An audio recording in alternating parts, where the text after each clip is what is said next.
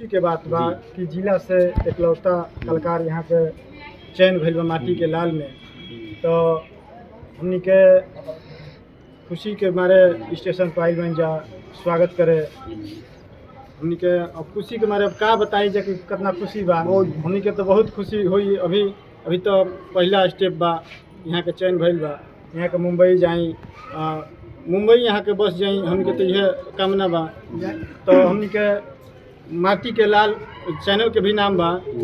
तो वीरों की धरती जवानों का देश बागी बोलिए उत्तर प्रदेश है। जैसे हमनी के सोनूलाल सधुआ जी जाई, हमनी के जिला के नाम रोशन करके आई। कुछ हमको कहे चाहते भाई के बारे में। ये भाई के सबसे पहले हम अपन परिचय देतनी। हम गायक अमरेश लाल यादव। जितना लोग जुड़ल बा सब कलाकार बाटे। हमरा तो ई खुशी बाटे कि एगो कलाकार के उत्साह बढ़ावे खातिर इतना कलाकार सपोर्ट कर रहल बानी जा। बहुत खुशी बाटे, काहे कि आज के डेट में कलाकार के भी देख के होश में नहीं थे, लेकिन इतना लोग जुड़ल बाटे।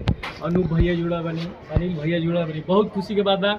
हमनी के बलेश्वर बाबा भिरगू बाबा से इहे निहोरा करब जा, आशीर्वाद मांगब जा कि भाई के टीका लागो, यह जिला के नाम रोशन करके मुंबई से बलिया आई। फिर एकरा ले जबरदस्त हमनी के स्वागत करी जा भाई के। और चैनल के भी स्वागत बा, काहे कि इतना समय दिहनी ये बहुत बड़ बात बाटे। ये चैनल छोट नहीं खे, बड़ बा हमनी खातिर, काहे कि छोटा पैकेट बड़ा धमाल। यदि रहुआ व्यास बा व्यास हई व्यास के हमर परिचय तो बा ना बात सही बा। तो रही ना तो रहुआ हम इहे चाहत कि व्यास जी खातिर हो भोजपुरी अंदाज में हर की जेकर नमवे बाबागी ओके डर काहे लागी। वाह, तब पूरा देशवा के हवे सरताज बलिया। माने जेकर नाम बागी बा, भले यहाँ के बिहार से बानी, हां लेकिन बस गइल बानी बलिया में जी। तो हम तो निहोरा करब के बलिया के ही नाम जहाँ जाई तो बलिया के नाम लिही जी। अभी तक जितना मंच पे गइले बानी, चाहे जितना भी नाम बा, बलिया से ही बा, बलिया के लोग जाने ला। और हमनी के पूरा विश्वास बाटे कि भाई हमनी के सर ऊंचा करिहन, मान सम्मान बढ़ाइहन। लव यू भाई, बहुत बहुत बधाई। रहुआ लोग देख सकता नहीं कि सोनूलाल सधुआ जौन परिचय के मोहताज नहीं थी, यहाँ के भोजपुरी माटी के लाल में चयन भइल बा।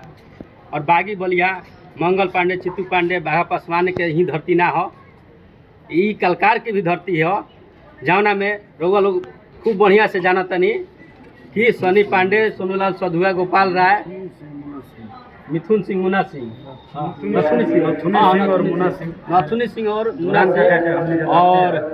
धुरान काका के भी धरती हो। बाकी स्वामीनाथ जी भी यही बागी बलिया के धरती से आवेले। गोपाल राय भी यही के धरती से आवेले, बागी बलिया के धरती से। गिरावल जाए तो बहुत सारा कलाकार लोग बालो, बढ़िया बढ़िया सुपरस्टार गीत दिले बालो। और बाकी रउआ लोग एकरा के ज़्यादा से ज़्यादा शेयर करी। मिलता नहीं अगला वीडियो में। धन्यवाद।